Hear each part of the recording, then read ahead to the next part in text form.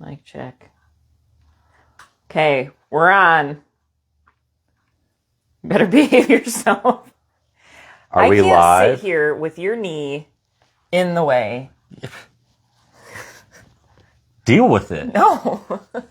I'm resisting. Are we live? Yeah, we're live. Oh, God. So I said behave yourself. Oh, can I get a mic check? Because we're only authentic on camera. And we're only kind and loving on camera. But behind the scenes, there's punches and... I actually do punch people. And I like it. I hit them with sticks, too. I hit them with sticks, too. For those of you who don't know, I practice martial arts. All right, so we're coming at... I don't know why I'm looking at the clock, which is over there. You can't see that for the calendar. But it's Sunday. It's not Monday. Don't be fooled. Good. We're having to rearrange to make sure she was right. This week. Because I'm not available tomorrow morning, so... Ooh, yeah. Somebody's important. I am. All right. Anyways, let's get into it. Let's get into it. On this Sunday morning. Wait, first, let's talk about this monstrosity behind you. He didn't want our monkey... Okay, well, hold on. I don't want to call it... Vote. I will tell you what it is comments. here in a second. No. We've had several opinions on what this creature is, and we would love to hear from you as to what you think this creature is. Not that it's a hint, but if you smell it, it smells like lavender. I don't know. It doesn't anymore. It smells like rotting flesh. I don't smell it again. No. Yeah. It's.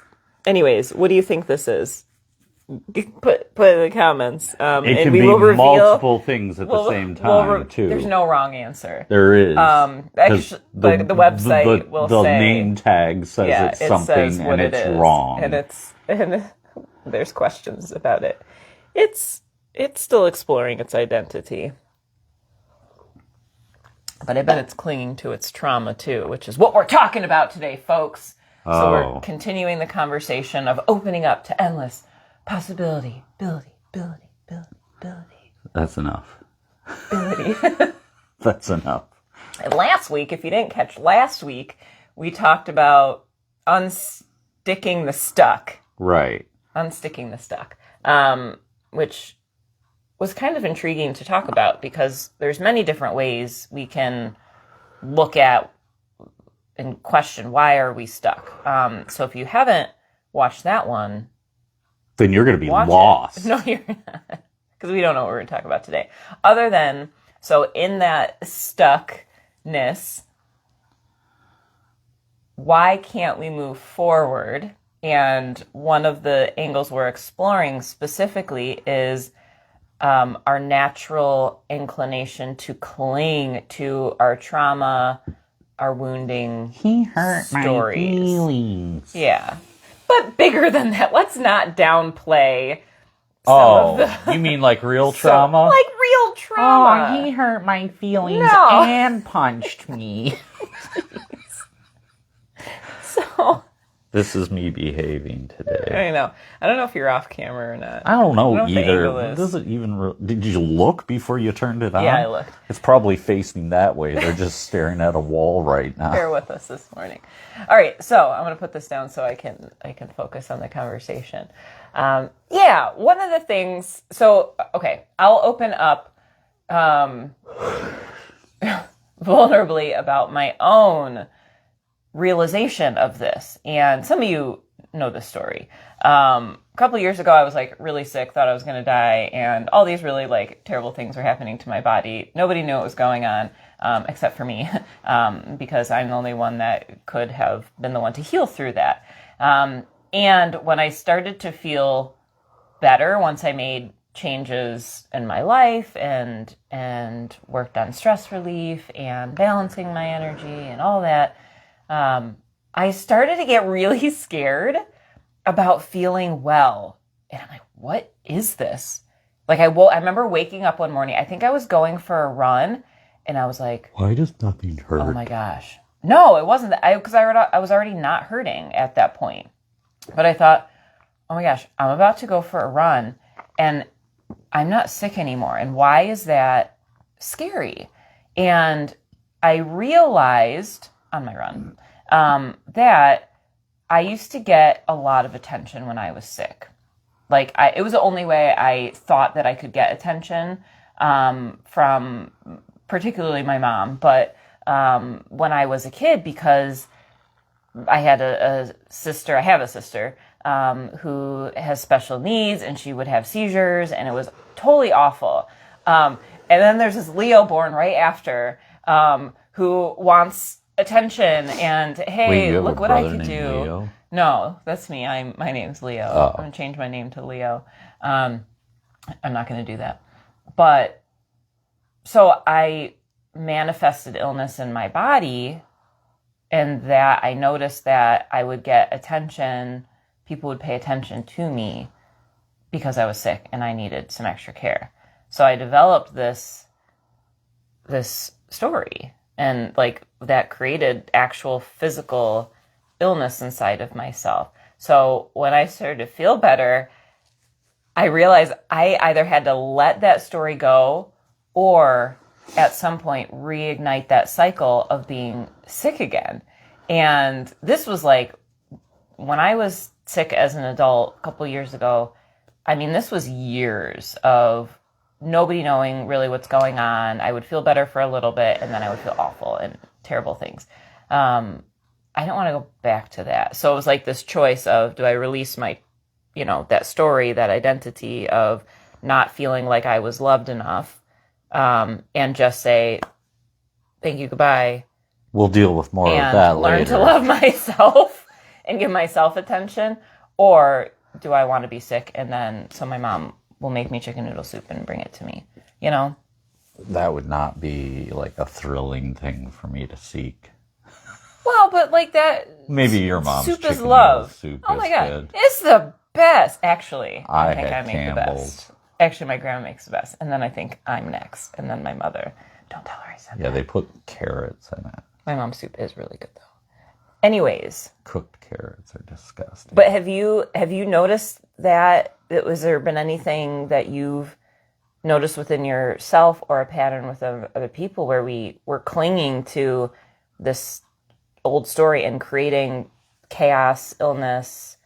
Well, as a storyteller, I still bring up things from the past that could be deemed traumatic but aren't traumatic. But yeah, that still gets the same effect.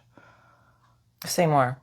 Like, I can talk about, like, my alcoholism, and I can talk about it in negative and positives throughout my life, but I don't think about that part of me anymore. But when I meet people or I'm telling stories of my past or, things like that come up, I still tell it as this, like, dark story for some reason. And because it's attention grabbing, but I'm not seeking the attention. I'm just trying to be a storyteller. So Do you think you're trying to be relatable? maybe. Like it's a way to engage with people that have that shared story. Right. Which I think Or even if they don't. I don't know. It's just way to engage with people. Yeah. And I think this would be like a really good one to comment on, because like I think I'm going to be asking more questions than I am going to be, not that I think I have the answers to anything, but I think I'm going to be asking more questions. Except that we have the answers to everything. Everything. I think that sharing about our stories can be very healing and help us connect with other people when we open up. I also notice, so there's, if you've heard the term, like trauma bonding, where we can reinforce or amplify the traumatic experience when we talk about it too much with other people or even ourselves. Like if we think about the trauma over and over and over again, the mind will start to lose touch with what actually happened, which doesn't exist anymore because the moment's gone. But it can start to create new story and new thought patterns around a simple event that happened. This is just a singular event. Of course, there's complex trauma and all of that, but just to simplify our minds, if one event happened, Yeah, I was getting lost. we ruminate on that one thing, then the mind can justify us clinging to it because that becomes a part of our identity. If we become a person without trauma, do we know who we are? Like if we just stopped, this could be an experience, if we just didn't talk about anything from the past with anybody else that was traumatic, wounding, frustrating, made us angry, made us sad, what would we talk about? Like, do people know what they would talk about outside of that? That's the same conundrum to bring up the alcoholism. Are we just as addicted to that trauma? Yeah. Are we addicted to that story? Because I used to ask myself the same questions, like, what would happen to all my friends? Or what would I have to identify with the people in my life if I quit drinking? Yeah. And that was terrifying to me for many, many years, so I never did it. And then if you get caught in the same pattern after the fact, which luckily that didn't happen to me, but I do talk about it still. I just don't talk about it incessantly, and I definitely don't think about it that often. It's the same addiction if you do that. I didn't say a thing. If you do all over the place with your story, even If you in your think, head. yeah, if you talk, and that's a sign. If we are the observer, and that's what we talk about a lot is being in the role of the observer. If we observe the thinking mind communicating the same story over and over and over again, that's a sign that we're clinging to that story. We've made it a part of our identity. Instead of letting an event happen and pass through us and move on to the next moment, it becomes so compounded. And I think that's why we suffer, is because one story that we cling to fragments into all other stories. Right. It identifies our core self at that point. And then we remanifest that trauma because our bodies don't want to keep that. Our bodies, our minds don't want to keep reliving that experience. And so it's telling us to let it go, let that story go. But if you think if you've been in Reiki trainings, or I teach this to, I try to teach this to all my students, and I can send you a PDF if you email me. But we talk about the timeline of healing, and there's the point of trauma that happens, a singular, and again, not talking about complex trauma, one singular experience happens. We have our trauma response that's triggered from that. And then if we don't deal with that in that moment, most of us don't, because especially as children, we don't know how to do that. We don't know how to deal with our emotions or to talk about things, or, what's the appropriate way to handle this. How we should. Yeah. We're told what to do. Shut up. And then, so we shove it down and then have a little bit of peace, because that's stored within us. And then we'll have a reignition of that trauma again. Something similar will happen, and it'll remind us of that original point of trauma. And this happens over and over and over again until we deal with what we didn't deal with at that point of trauma. And so if we're noticing we're continuing to talk about the same story over and over and over again, that's an indication that we're clinging to that, and we're afraid, I think, we're afraid to let that go because we don't know what's on the other side of releasing that story. We're becoming identityless. Is that a word? No. Identityless. Lacking identity.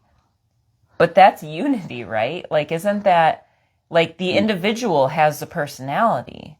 Right. The ego has a personality. The ego has a personality, yeah. But like, if you're ever in a one-on-one session with me, if you ever hear me talking about self-awareness, this is what I'm talking about. Is am I clinging to something? Like, it's not about being aware of the space you're in and what's going on and what you're thinking in that specific moment, but it's about seeing the overarching patterns of your mind, and how even though you have complex things happening in your life every day, you return to this core belief that your identity is associated with this one thing in this circumstance.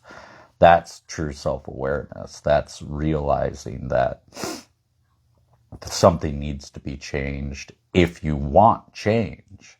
Like if you're coming to a place in your life where you're like, I don't like what's going on or who I am and I want to be better, you have to find the points, because I'll say multiple, where you continually reverse your identity to this something in your past that has nothing to do with your life anymore, except that you keep bringing it up. Yeah. There's 2 shadow points I want to make. The first one, I want to relate clinging to our trauma, as the term coming through is self-gossip. So let's take the self out of it for a moment. If you've been in a group, and maybe you don't gossip anymore, but if you've been in a group at some point or witnessed gossiping, people get addicted to that, right? It's like, oh, what's so-and-so doing? And they did this and da-da-da-da-da. And did you hear Their about this? pie was Like, disgusting. Their pie? That was my grandma. Oh. So Betsy makes but the there's- worst pies. there's an addiction to gossip, right? If you feel there's like, I can only speak to how the energy shifts within myself, but it's like it stimulates that dopamine response to me, like, oh yeah, and then this happened, and this happened, right? And it's like my mind's turning and I'm thinking about all these things, about other people. And so when we're either ruminating within ourselves about the trauma story, or we're talking with other people about, we have a similar story as somebody else, and we get into it like, oh yeah, this happened, my dad did this, oh my gosh, yeah, my dad did this, and da da da da da. And again, there's a line, like, let's keep talking about what bothers us, but also be aware of when we've become addicted or attached to the story where there's no movement forward. There's no releasing of it. It's just highlighting, taking a big highlighter and saying, this is who I am. I'm a person that experienced this kind of a dad or this kind of a mom or this kind of a childhood. Or She learned those skills in her martial arts training. I did. That's how it hit sticks. So we're just highlighting it. We're not letting it go. And so let's observe within ourselves when we're self-gossiping, when we're ruminating on something, and it just feels good to ruminate on it, even though it's not a happy thing that happened. Well, yeah, it comes back to the comfort thing. I'll talk through my yawning.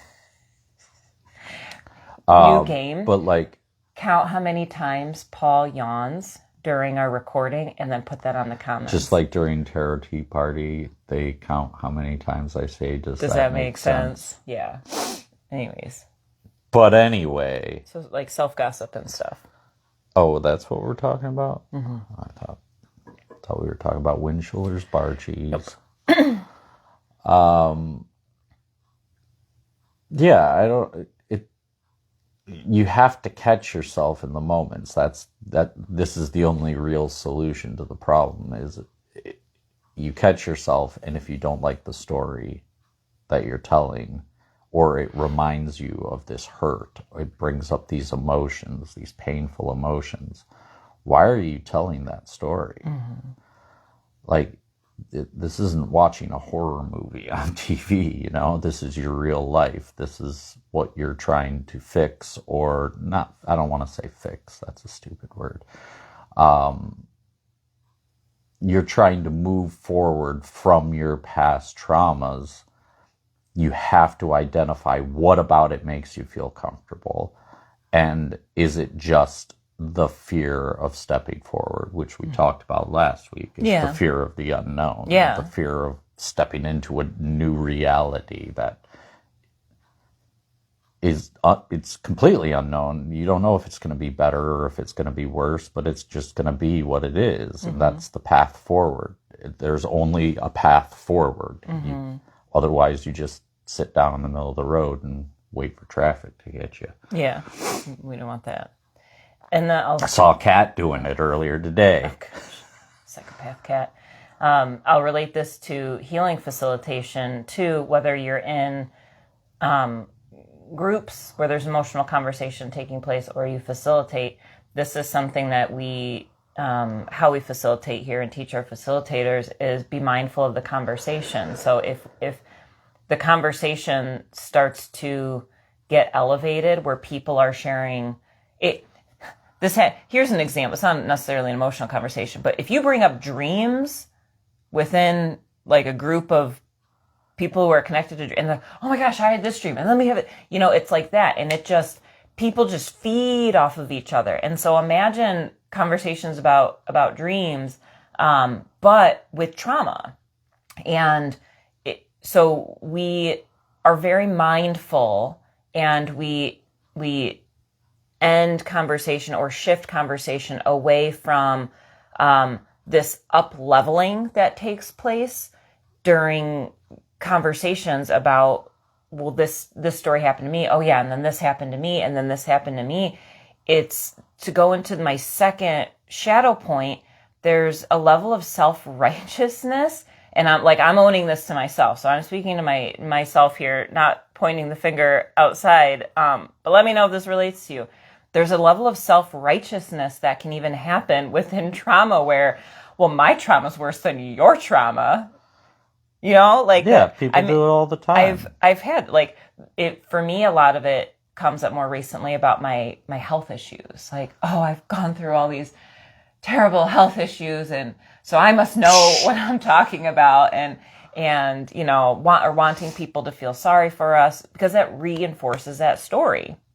It gives us that attention, and that's something I've personally really had to break through, because I don't want to be a person who has to relive their trauma over and over and over again. I want to break those cycles. I want to be free. I want to be identityless so I can actually look around and see so much beauty in this world versus being distracted by my own mind. And like you brought up the horror movie. If the movie's traumatic, don't freaking watch it. You don't have to watch it anymore. But if it's entertaining, watch it. But that's the thing too, and I like the word entertaining because I find that I get entertained by thoughts. It's like the news knows this, right? Media knows this, that people cling to, or they get sucked into dramatic stories. A lot of times that have to do with violence.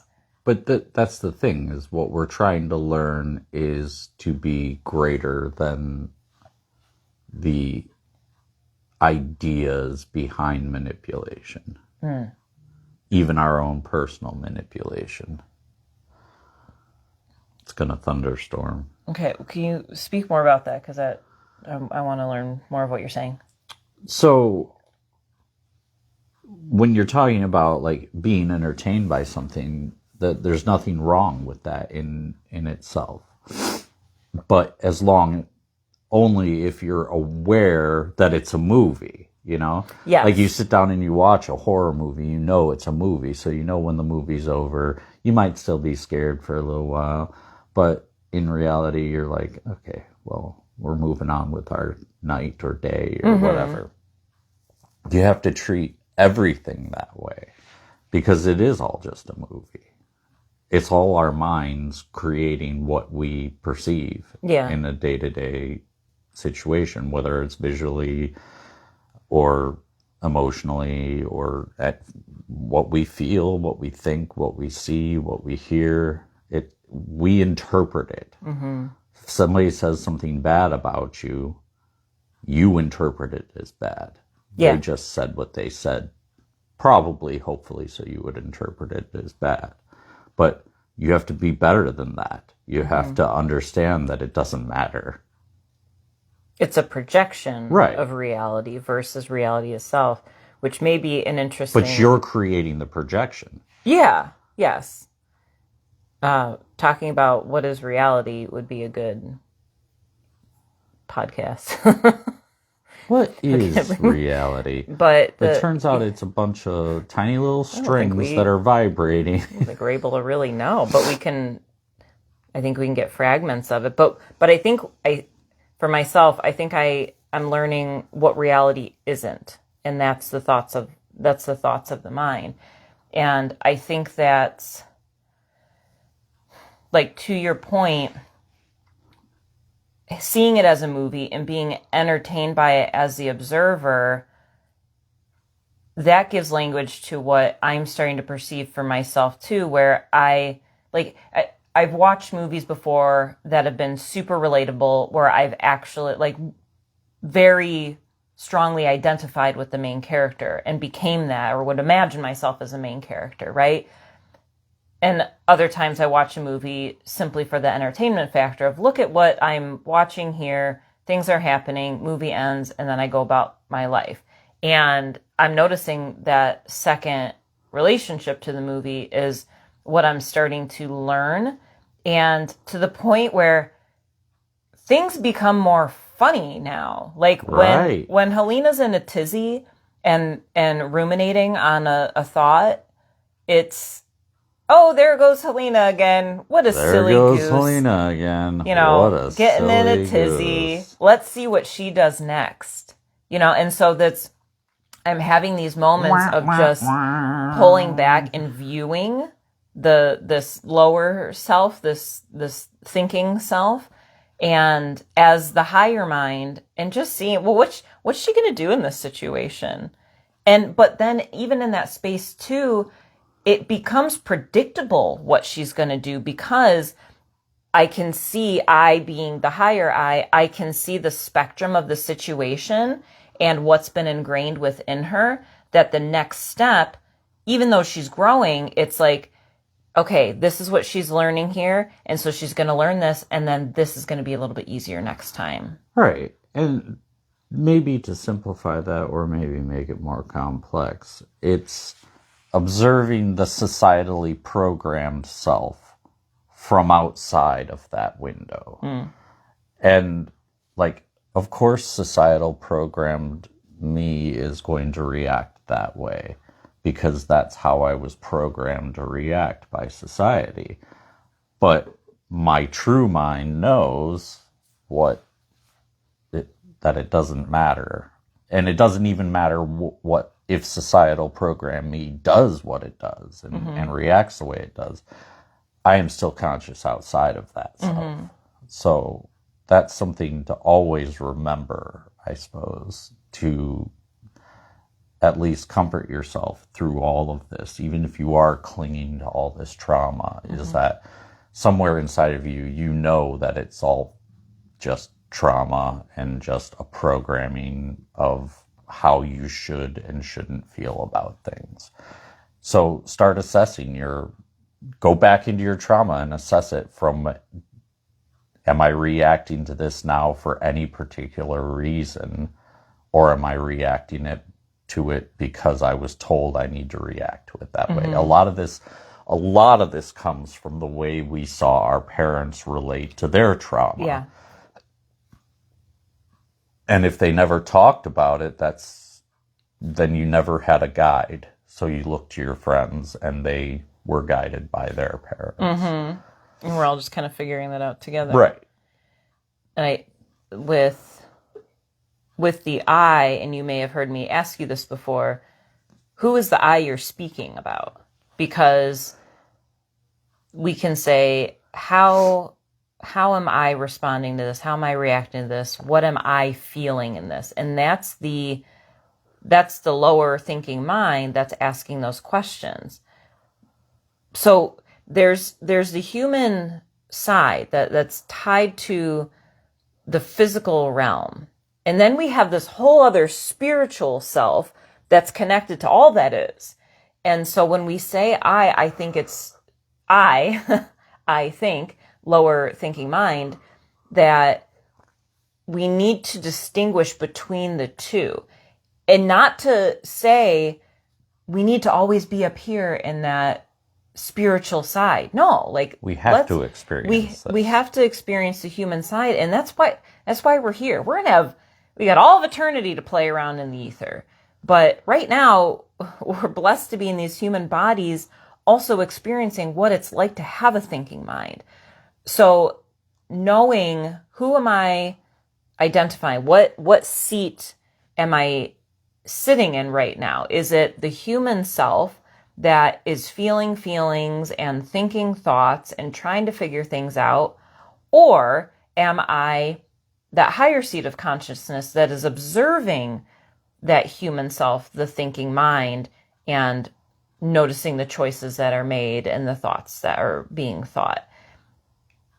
We can do those two things simultaneously, but I would say if you haven't practiced being in both of those two seats, practice them individually and then see if you can lay them next to each other, where you can simultaneously be in the seat of the human self, feeling the thought or feeling the feelings and thinking the thoughts, while also being the observer. And when we're in that space of multi-level consciousness, so much information floods in. I mean, those are downloads, I think. I think the downloads happen because the human self is locked into the spiritual self and they meet, and then the information is able to flow. Yeah, there's just a wall there. Yeah. We're if we don't separate those eventually when we practice that, then it's a constant stream of information and everything becomes symbolic. Everything becomes synchronistic. We're awakened to the game that we're in. Or synchronastic. Synchronasty. That's synchronasty. That's me. You. That's me. You're synchronasty. Synchronasty. Did we just coin a new term? No.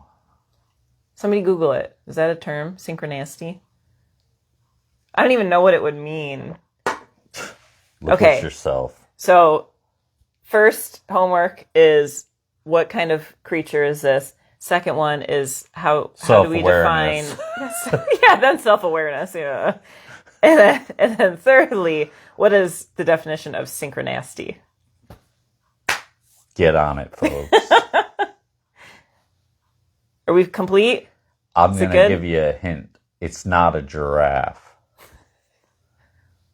As much as y'all want to say it's a giraffe. Poor little fella. It's a monkey bull. They're just multi-identitied. They're an awakened being. Until you go to the website. And androgynous in gender and form. It's the Sasquatch. Nobody says Sasquatch. All right, let's meditate. Oh, yeah. Do you want to lead us in meditation? Nope. Okay.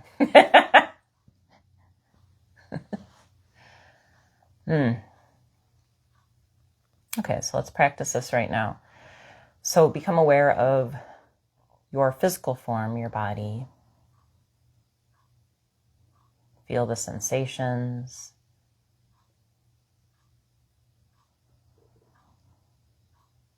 Notice what you feel emotionally.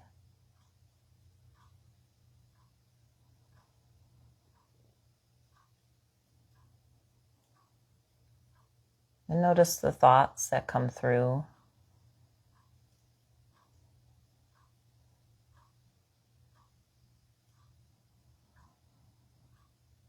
Notice what you're identifying with today, who you think you are, the roles that you're to play, the different personality traits.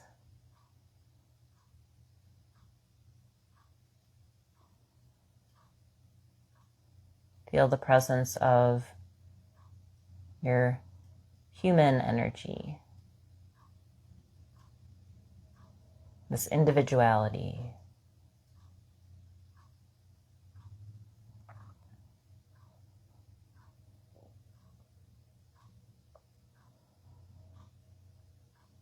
And then bring awareness to the top of your head.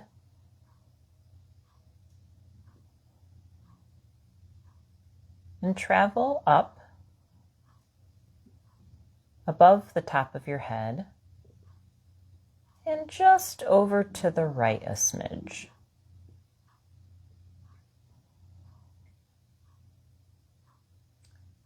As if you are looking down,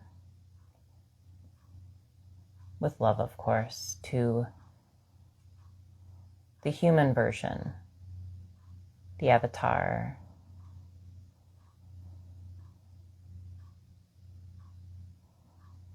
And then from that elevated view, observe how the energy is moving below.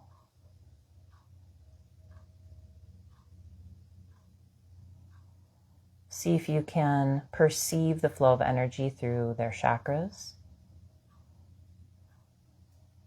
not labeling, sensing.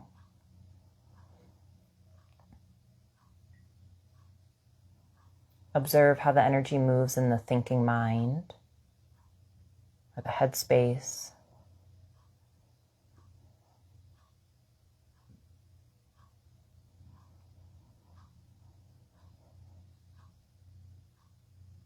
And then observe how the energy moves in the heart space. Not labeling with emotions. Notice the flow, notice the movement, or the lack of movement.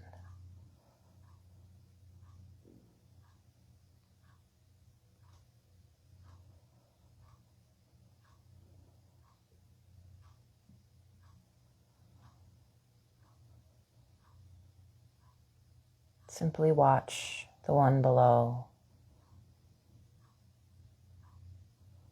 from a place of neutrality, of complete observation, with no preference and full trust that the one below is right where they need to be, moving at the pace they need to move, and learning exactly what they need to learn right now.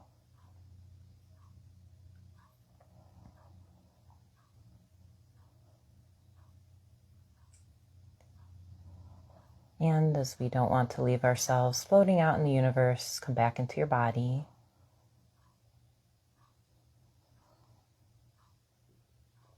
Notice your skin, your bones, and the earth below.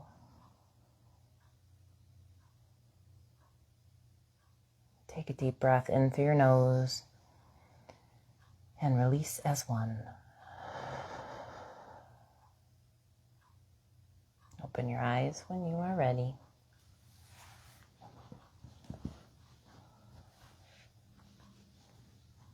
It was like such a short version of...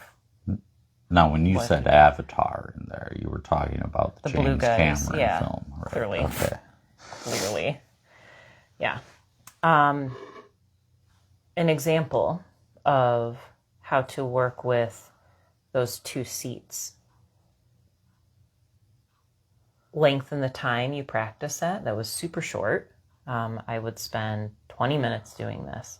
10 minutes each-ish, but you don't need to time it. But become clear with your body. What are the thoughts? What's the identity? And then go up and over up here, and look down. And don't label. You don't need to get information.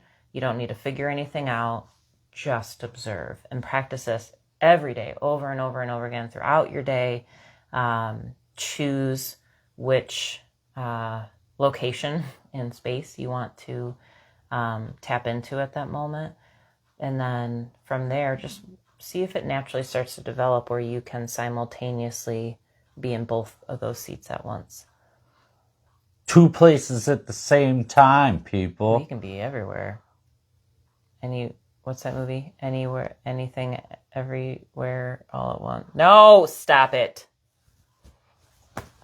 Anyways, okay. So in less than 2 weeks, please come to Ordinary Pioneer because we have our 5th annual Create Community Peace Fest.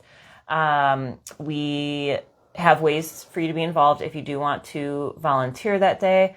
Also, just showing up is so great. We're trying to get as many of our community members here as possible. And as many of our non-community members. Well, yeah. Here. By community members, I mean people that come and participate regularly.